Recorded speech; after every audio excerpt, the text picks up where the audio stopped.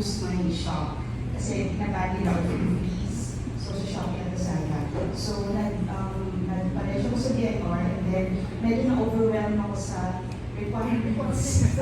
Sa requirements, sa kailangan i-pass quarterly, annually, tapos yung balance sheet. I don't have those kasi nasa hustle lang siya. So, yeah, I look for a bookkeeper, pero busy yung mga bookkeepers dito sa inyo. I don't know.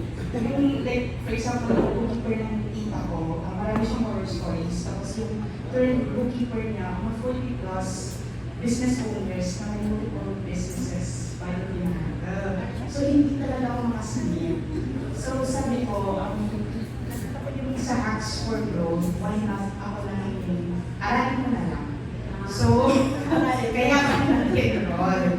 So, yun yung ano. Tapos yung mga summer stories, yun yung so, ang ayaw kong mangyari yun, although small pa lang yung business ko, kung if ever na maging okay siya, then gusto kong mag-start na tama siya. So, kaya na-defense and defense.